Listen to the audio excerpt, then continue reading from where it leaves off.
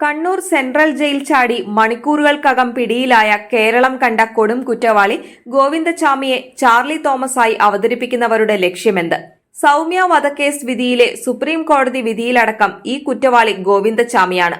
Police റെക്കോർഡുകളിലും സകലമാന മാധ്യമങ്ങളിലും കൊടും കുറ്റവാളി ഗോവിന്ദചാമിയാണ്. എന്നാൽ ജനം ടിവിക്കും ചില സമൂഹ മാധ്യമങ്ങളും ഇയാളെ ചാർലി തോമസായി ചിത്രീകരിക്കുന്നത് എന്തിനു വേണ്ടി? സൗമ്യ വധക്കേസിൽ പിടിയിലായപ്പോൾ ഇയാൾ പോലീസിനോട് പറഞ്ഞത് ചാർലി തോമസ് എന്നാണ്. ഏതൊരു ക്രിമിനലിനെയും പോലെ പേരുമാറ്റി പറഞ്ഞ് യഥാർത്ഥ പേര് മറച്ചുവെച്ച് തലയൂരാനുള്ള തന്ത്രമായിരുന്നു ഇതെന്ന് പോലീസ് തുടക്കത്തിലെ തിരിച്ചറിഞ്ഞിരുന്നു. പോലീസ് പിടിക്കുമ്പോൾ പേരുമാറ്റി പറയുന്നത് ഇയാളുടെയും സ്ഥിരം പരിപാടിയായിരുന്നു. ഗോവിന്ദചാമി, ചാർലി, കൃഷ്ണൻ, രാജ, രമേശ് എന്നിങ്ങനെ പല പേരുകളും വിവിധ കേസുകളിൽ ഇയാൾ പോലീസിനോട് പറഞ്ഞിട്ടുണ്ട്.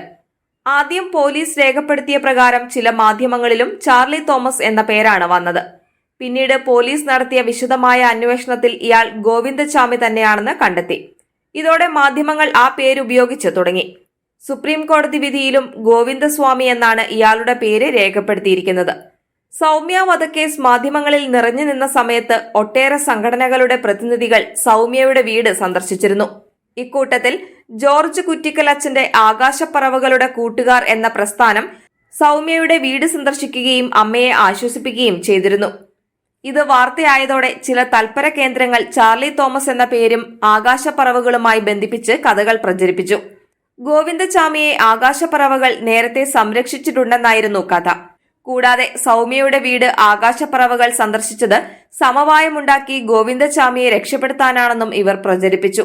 എന്നാൽ ഏഷ്യാനെറ്റ് അടക്കം ചില ചാനലുകൾ ഇത് ചർച്ച ചെയ്തപ്പോൾ ചർച്ചയിൽ വന്നവരുടെ വാദത്തിൽ നിന്ന് പച്ചക്കള്ളം പ്രചരിപ്പിച്ചവരുടെ വാദം പൊളിഞ്ഞു പാളീസായി. എങ്കിലും അന്ന് ജനം ടിവിക്കും ജന്മഭൂമിക്കുമൊപ്പം മാധ്യമം, സുപ്രഭാതം, തേജസ് തുടങ്ങിയ പത്രങ്ങളും ഈ വിഷയം ഏറ്റെടുത്ത് ക്രൈസ്തവ സമൂഹത്തിനെതിരെ വ്യാപകമായ ദുഷ്പ്രചാരണത്തിന് അത് അവസരമാക്കി. അങ്ങനെ ദീർഘമായ ചാനൽ ചർച്ചകൾക്ക് പോലും അക്കാലത്ത് ഈ വിഷയം വഴിയൊരുക്കി. ഇതുമായി ബന്ധപ്പെട്ട് നടന്ന നിരവധി മാധ്യമ ചർച്ചകളിലും ചാർലി തോമസ് എന്നത് കള്ളപ്രചാരണമാണെന്ന് തെളിഞ്ഞതുമാണ്. കത്തോലിക്ക മാധ്യമങ്ങളും ആകാശപ്പറവകളും നേരിട്ടും ദുരാരോപണങ്ങൾക്ക് മറുപടി നൽകുകയുണ്ടായി. എങ്കിലും ഇപ്പോൾ ഗോവിന്ദചാമി ജയിൽ ചാടി വീണ്ടും പിടിയിലായപ്പോൾ ഇയാളെ ചാർലി തോമസ് ആക്കി അനേകരുടെ മനസ്സിൽ ആശയക്കുഴപ്പം ഉണ്ടാക്കാനാണ് ശ്രമം.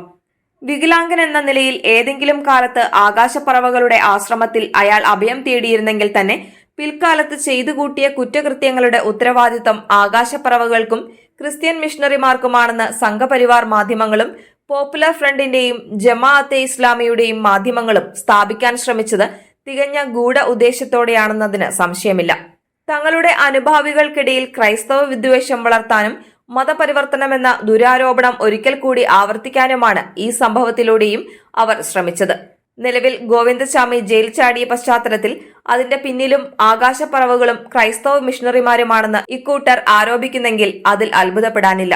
ജനം ടിവി ഇത് ഏറ്റെടുത്തതും ദുരുദ്ദേശപരം തന്നെ. തങ്ങളുടെ അനുഭാവികൾക്കിടയിൽ ക്രൈസ്തവ വിദ്വേഷം വളർത്താനും മതപരിവർത്തനമെന്ന ദുരാരോപണം ഒരിക്കൽ കൂടി ആവർത്തിച്ചുറപ്പിക്കാനും കിട്ടിയ അവസരം മുതലാക്കുകയാണെന്ന് വേണ്ടേ ഇതിൽ നിന്ന് മനസ്സിലാക്കാൻ.